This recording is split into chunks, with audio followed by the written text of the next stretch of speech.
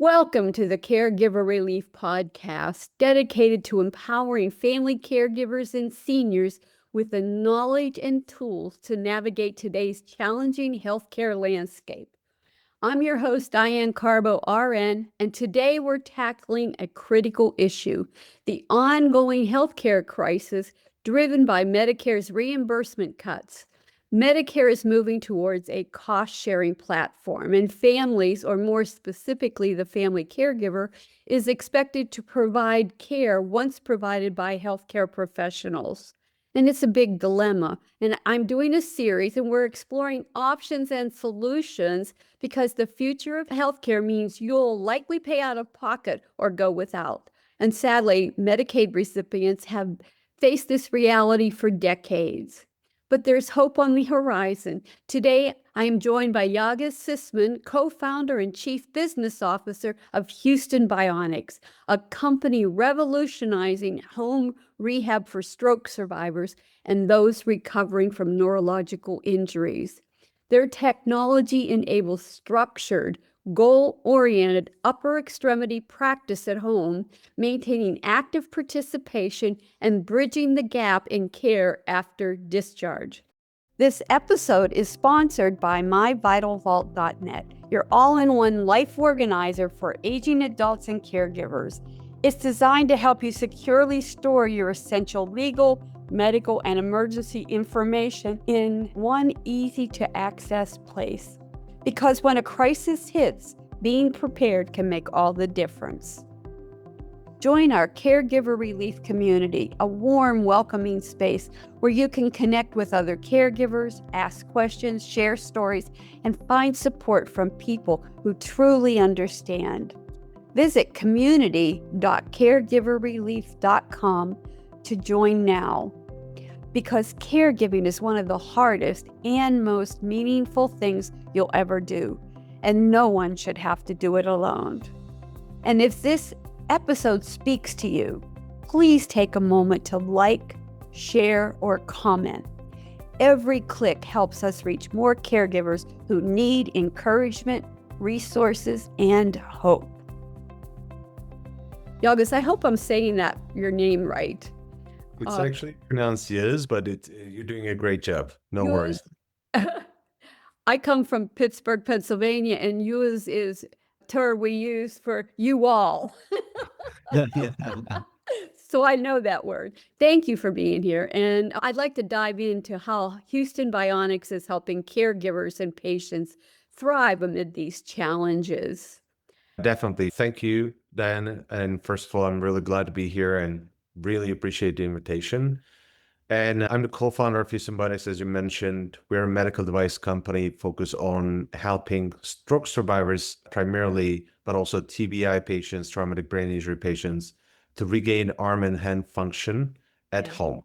Yeah. What we built is called Rehab X, the platform. It's a neuro rehab platform. It's a listed at-home upper extremity rehabilitation platform designed specifically for independent use by stroke survivors.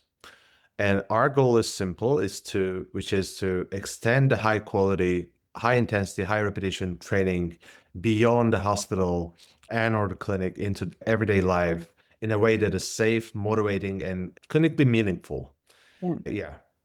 Well, I love this approach because I'm seeing a lot of unsafe discharges to home right now because Medicare has rationed not only our skilled, actually it's rationed the therapies in skilled facilities and rehab. So what we once had the 90-day period where patients can get rehab, now that 90-day period, although they say we still have it because the reimbursement is so low for rehab, facilities get paid a higher level of care to not provide therapy. So families are really at a loss because if you have a Medicare Advantage, we're seeing even stroke victims being sent home with Medicare Advantage in 11 to 14, maybe 15 days. And the traditional Medicare patients are sent home in 20 days because that's the highest level of reimbursement. And it's frightening out there. So my goal is to educate people that my clients and my listeners, that there are resources out there that you can tap into. And as an old rehab nurse, I can tell you I love this. Can you explain the technology and how it supports structured goal-directed practice in home environments? Definitely. First of all, going back to the platform we built, the platform has two components. One is the hardware, and the second one is the software. The Mhm. hardware, the design itself, enables three physiological movements for wrist and forearm. And Mhm. the idea here is to make things such as on and off, like a survivor should be able to use this device without requiring any supervision from a caregiver or a therapist whenever they feel confident, comfortable, and put it in a compact structure that they can keep it at home, even in their living room or their bedroom or wherever they want to train. And the design itself enables unwanted movements, such as you cannot compensate particular movement with the unaffected side of your body, which lets you focus on that particular physiological movements and provides you with isolated training. So you're doing just one thing, but that you're focusing on that crucial aspect of that movement. Yes. So that's the hardware. The software itself, it provides the visual feedback, meaning we done the control clinical studies and we done additional studies, and we understood that like the moment you provide the visual feedback into the therapy in a home setting, the motivation level goes up drastically, which is a good thing. And to accomplish that, we have implemented games that are easy to play, but it's Mhm. actually hard as you train on the device, the difficulty of the game will increase in a concept called a just noticeable difference. And this concept is we don't let you know that you're increasing the difficulty, but you're actually challenging yourself naturally. So those are the two capabilities. And the third capability actually of the software side is it provides the data back to you. So now you get to see how many days you worked out, how many joints you worked out, what was your range of motion, how many successful hits that you accomplished in a given game. And then you can provide some additional data, and you can provide this data back to your providers, could be your physician or your therapist, to also for them to see how you're doing in your home environment. Because for them, it's also important that, like you mentioned, unfortunately, the time you can spend in clinic is limited. Yeah. It's same for the inpatient and the outpatient, Yep. but it's also valuable for them to see what you're doing when you're not in clinic and how you're progressing. This is the platform in a nutshell. You know, what I like about your platform is patients and their caregivers often face limit barriers like limited appointments, transportation issues, and fatigue after discharge, especially after a stroke, is very real. And you seem to address all of those issues, making it really easy to do so that a person can not only do it on their own, but you actually not only track their progress, but I love that you are it's encouraging and it makes it easy for a person who does suffer fatigue to work out when they're at their best in the whatever time that is, in the morning, afternoon, or evening. Yeah, 100% agree. And the other reason that we do have survivors from many states now using the devices, going back to the what is available in the market, right? What is available is that you can get one, if you're lucky, two sessions a week. That could be the reason, could be your insurance covers that much only. Or for an average American, it takes about 2 to 3 hours to travel back and forth to the clinic to receive a 45-minute session. Yep. But Yep. before continuing, I want to say one thing which is very important, that the device itself, the platform, does not replace the occupational therapy. We don't Yeah, make such claims. It's a companion tool to occupational therapy that correct. amplifies the gain. Going through the therapy, going to the clinic is critical. It's not something that you can replace with at least the current solutions in the market. But what we have seen from the users, the survivors, the caregivers, that people want to do more. Yeah, they do. People want to do more. Some of our users are using the platform fanatically. like a marathon runner, right? Oh, Lord. Yeah, they run every day. They use the platform every day, and they give us feedbacks. And we took these feedbacks, we take these feedbacks and make improvements on the platform, which is great for us too. But Yeah. what we have seen is that people want to do more, and X is just a platform that enables people who want to do more, Yeah. given access to the limited amount of therapy they can get. You know what I really like about it is I have, because we have Medicare cutting, actually rationing rehabilitation therapy. The copays are often 30, 40, $50 a copay. And in the olden days, back as long as 5 years ago, you could get 3 days a week of therapy and have for 6, 8 weeks at a time. And that's what people need. They need that regular continuity. And now especially the Medicare Advantage plans, they actually limit, oh, you can have 6 visits in the next 6 months. And that's just, it's not conducive to recovery. There needs to be consistency. There needs to be someone encouraging, and there has to be a willingness on the stroke victim's part to want to improve. You make that possible very easily by having your tool there, your platform that makes it easy for them to do what they can when they are able and to make progress. And it sounds like you make it fun. It is. It is fun. This is actually a good feedback we keep receiving from our users. Like they love the games. And one aspect is, yes, we provide the games, but we also have multiplayer games. So for example, we do have a fellow stroke survivor from Texas playing a game against, like competing against a person from Virginia. So there's a social aspect Oh, of wow. our platform as well. It's not just, hey, you're alone, play this game till you get bored. No, you can make friends and play against each other. Yeah.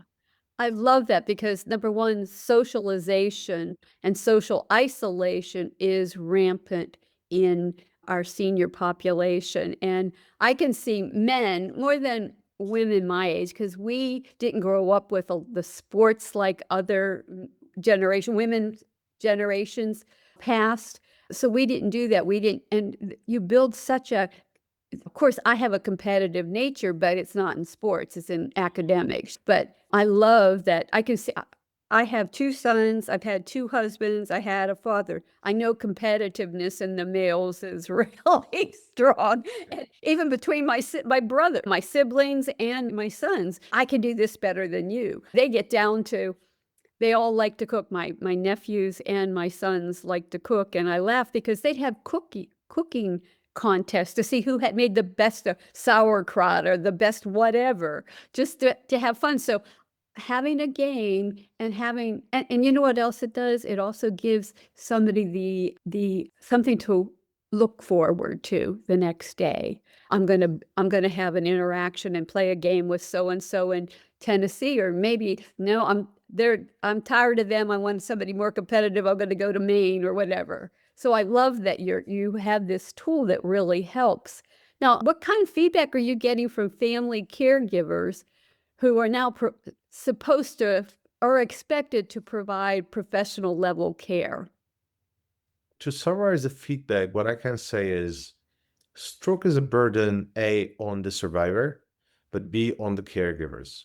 Yeah. And I think the biggest positive feedback that we have received so far is caregivers are telling us that their the stroke survivor, the person who experiences stroke, is actually getting, I wouldn't say happier because that's a big word. They're getting happy. They're happy that they have a platform that they can use, easy to understand, like Yeah. fun.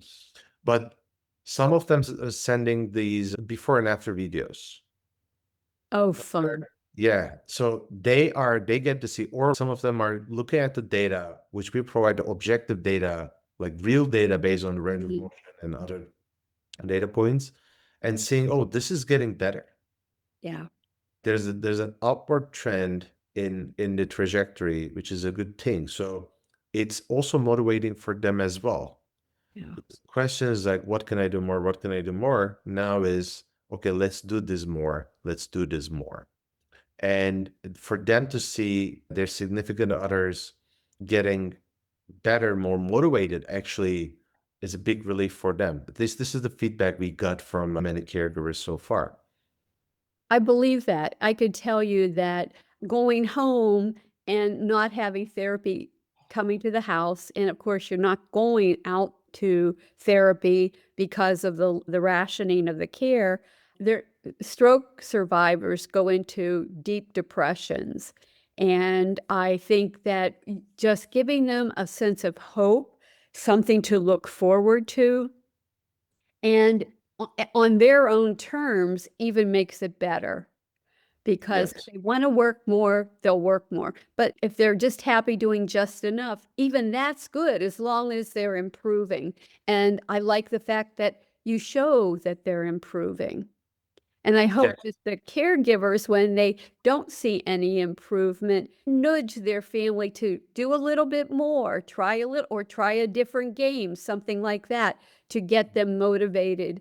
Because nothing's more motivated than seeing progress in your body. And so many of them want to return to their baseline before they had the stroke.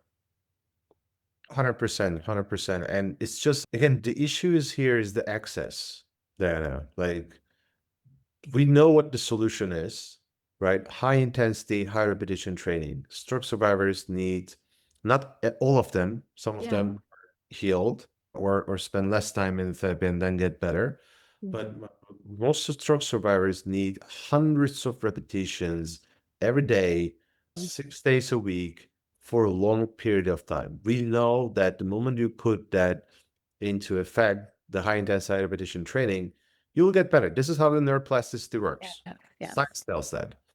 But having the issue of access to this solution is the problem Yeah. now. Knowing that, okay, now we have a solution that we can use at home, avoid that access problem, is a Yes. big relief from them. Yes. And people don't realize that stroke rehab, after a stroke, your rehabilitation is lifelong for many of them. If they get sick or they have a few days where they just don't feel well and they sit around and don't do anything, they can lose their muscle, they can lose the progress that they've made. I've seen it all over. And so it is a lifelong form of rehab. And I love that you put it in the form of a game or games and competition that they can interact with others because I'm on several stroke survivor groups and I always get a giggle because they're asking each other, "How'd you do today? What's going on?" And they try to encourage one another. And so I really like this. I really like it a lot. Um, It's yeah. I'm sorry to interrupt. It's like you should think about a game console. This is what we wanted to accomplish actually. Game uh-huh. console. I'm not going to name the brands, but there are Yeah. two of them. And what you've seen is that it created one of the largest communities in the world, like online gaming community, right? People love spending time in those game consoles, playing against each other, sometimes playing by themselves, but it created a community. So we want this platform, XREABX, to be one of those game consoles for stroke survivors that they I will love spend not just 1 hour, but more than 1 hour Yeah. Yeah. as they can. We want their caregivers to say, okay, stop using this device. You've been doing this for like hours and hours every day. Yeah. And we're still improving the software side because we want to make this community a real thing. And we want these friendships to be built on this platform. Yeah. I think that's a beautiful thing. And with our aging population, we don't have enough youth to take care of our aging population. And it does cause that social isolation. So if somebody's recovering from a stroke, and having a whole community to interact with makes because it's all about connection, human connection. Yes. And that is so important. So you're actually improving the social life of those with a stroke. You're improving their ability to function at a higher level. and get back and work hard to get back to baseline as much as possible to the level they were prior to their stroke. And you give them a little bit of competitive edge. And I really like this. I can't imagine anybody not enjoying that. Yeah, so far our users have enjoyed. I'm hoping that like we'll have many more users to grow this community Yes. and also enjoy it. It's exciting times for us and for the stroke community, stroke survivor community. You know what? You couldn't ha developed it at a better time because, like I said, Medicare is rationing care, and while we don't wanna replace the therapist and the therapy, you almost are actually forced to be able to look at alternatives to help yourself because and you can take those 6 visits once a month for 6 months to keep in touch with them, but I can imagine for me personally, as I've done care management and I can see my clients going into their PCP or their neurologist or physiatrist even and showing off, look what I can do and why can I do it? And telling them, you've got to try this. You got to give this a go. Yeah. Yeah, no, so we've done the controlled clinical studies, right? And we've generated meaningful clinical outcomes. Uh-huh. But apart from that, I mentioned that some of the caregivers are sending us the before and after videos. Yes. You can, in those videos, you can actually see there's a significant improvement. Like, it's not just a controlled clinical study. This is actually, you're seeing it on the video and in 2 to 3 months. And I'm not saying that this will apply to everybody, I understand but that. in 2 to 3 months, you're seeing a significant improvement. For example, a better control of an arm Mhm. or switching the light on and off, right? Yeah. Turning the lights on, turning the lights off. Those are like maybe minor things for non-stroke survivors, but those are big things. Big They are accomplishments huge. in like in a couple of months. And those are not fresh out of inpatient stroke survivors. Some of them are like 5, 6 years post-stroke. Yes, Some of them yes. are people who were told that okay, this is it. It's not gonna get any better. Gonna get any better, yes. But And, you weren't around then, and now we have a solution. And yeah. like I said and like I see it is stroke survivors need rehab for the rest of their life in some form or fashion. They just do. If your hand's not working to full capacity and it's been years, there's still hope if you look into your product, and it can be fun, and you might get better use of your hands or your arms. I think that's amazing. It is definitely, and as you said, unfortunately, like many of them needs this becomes a lifelong journey. It really does. It really Yeah. does. Yes. And having this platform at hand really changes things. But again, as you also continue the clinic sessions, but yeah, we're super excited to see where we are as a company, where the product is right now. Mhm. And obviously, the biggest motivation for us is to hear the good things from the feedback, hear the good feedback from the survivors themselves, as well as the caregivers. Yeah. This actually translates into, okay, this is what we're doing, and this is why we are doing for. How can you explain how Houston Bionics complements existing care plans without replacing professional therapy? I want to know, how are the occupational therapists or the physical therapists responding to your equipment? So the feedback we got from the clinicians and therapists is everybody knows, again, I'm going to go back to the high intensity, high repetition training. Everybody knows Yeah. this is what happens is I'm going to break this journey into two after discharge and right after discharge and during the outpatient. So right after discharge, as you said, unfortunately, stroke survivors can spend only 2, 3 weeks on average Yeah. to receive that intense trainings, intense therapy in a hospital setting. They receive, I think, on average 3 hours a day. That's a misnomer anymore. Yeah. It's not happening. I can tell you right now, it's not happening. And I can also tell you that if the patient refuses anything, they don't force them or encourage them. They just let them lay there. So I'm seeing a lot of things. As an old nurse, I'm finding shocking. But you're right. Okay, let's pretend we have the 3 hours a day Yeah. therapy for Again, 2 weeks. this is not my area of expertise. I don't know how the But this is health something systems. new that's happening since January of last year when Medicare revamped everything. And it's really harming our seniors in recovery, which is so that's why I was so excited to find you guys Yeah. because it's such a it offers a logical solution to a problem when we really are in a crisis and caregivers are expected to provide more care and pay more out of pocket for it. I'm sorry I interrupted you, but I'm just excited about this.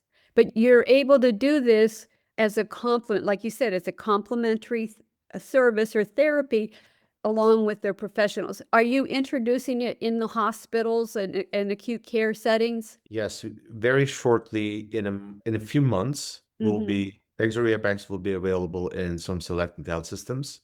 Okay. Yeah, in a few months, because they also want to see the health systems like the platform, the hospitals like the platform because it's compact Yeah. and because of the less demanding nature of the supervision, they can provide this to many more people. As you said, even this can go to your room. You don't have to come to all the way to the. Exactly. Yep. Yep. How does it complement is I'm going to take a step back and continue what happens after the inpatient discharge. Yes, please. Discharge happens. Unfortunately, patients are discharged into a big unknown. The Yes. doctors tell them to, okay, this is the last day at the hospital. You're now going to your home or skilled nursing facility, whichever is appropriate. But you're going to your home, let's say, and you have to do just repetitions, right? Like you will do obviously like eat healthy, sleep well, all the other stuff. But like when it comes to the therapy principles, you need to do high repetition training. Yes. And they give them a couple of exercises and resources, available resources. But unfortunately, they're discharging into a big unknown because they don't know what they're doing at home. Exactly. So when a patient comes back to the hospital and say, "Okay, it's been a couple of months. I've been doing this training. So how much? Like, how is it going? Is there data that I can monitor, track? How are things going? Can I see a report?" So that doesn't exist.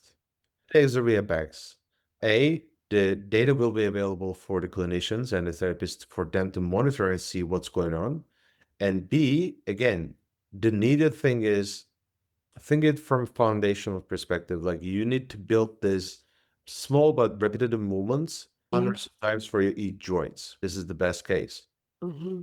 And what happens when you go to the clinic is that with the occupational therapist, instead of for them to spend this like repetitive moments with you, get the focus on the functional gains, such as, hey, okay, let's try this particular movement. Let's grab a spoon. There's this thing called, if you want to teach someone to eat with a spoon, you have to use a spoon. So the therapist focus on this fine-tuned skills Yeah. while we build these foundational gains Yeah. in at least for a platform in three joints. Yeah. That's the idea. Okay.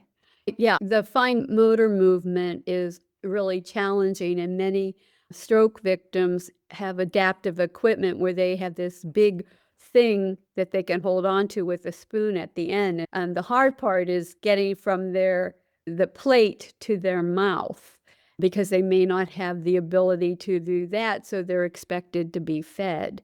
And this way, I can see you can actually improve all of that so that eventually they can eat on their own. Yes, again, this is what therapists will do. It's not our platform's capability. Yeah. And again, the platform now only covers three physiological movements, the other physiological movements that Uh-huh. has to be covered in the upper extremity. But again, there's a trade-off. If you want to make things compact, easy to use at home, you need to give away some of the other capabilities. But we're also, as a company, building a solution for the remaining physiological movements for the upper extremity. It's not just available in the current platform, but even at these three physiological movements, bringing the high intensity repetition training is critical. And this is something that therapists are actually loving. Mm.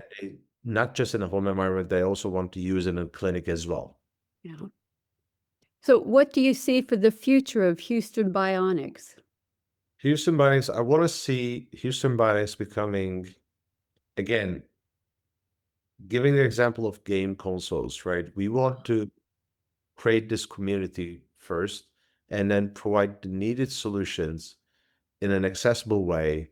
This can be financially, or this can be like physical size, etc., to that community. So we want to build this community in a way that game consoles built amazing communities, fun communities over the past couple of Yeah. decades.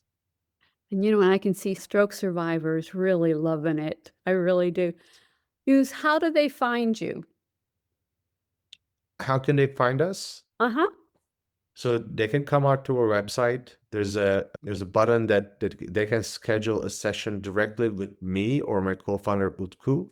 What we do is we first evaluate the situation, and then we understand, okay, this might be a viable solution. And then once we understand those things, we also would like to speak with their therapist and also explain this. Hey, this is the platform, your patient going to use it. Are you okay with this? Or how we can accelerate the outcomes from this platform for your patient. But yeah, just go to the website, HoustonBionics.com, and schedule a session with us. And anybody in the country can call you or set a session. They can 100%. Yes. That is incredibly awesome, and that's what I think is gonna truly make your organization very successful. I'm so impressed and I'm so glad because we are struggling right now to find solutions to these issues of not having proper therapy given. And I applaud you for your creativity, and I'd like to see you expand to help more people. Thank you And so for my listeners out there, pay attention that even if you have a stroke survivor with hand issues that has not had any therapy in years, contact them and see if they can offer you an opportunity to really improve, because it doesn't mean they can't, because they have not been given the opportunity to work. And stroke rehab is lifelong rehab. It is. If you're a stroke survivor, you have to work harder and consistently. So, to my family caregivers out there, you are the most important part of the caregiving equation. Without you, it all falls apart. So please learn to be gentle with yourself. Practice self care every day because you are worth it.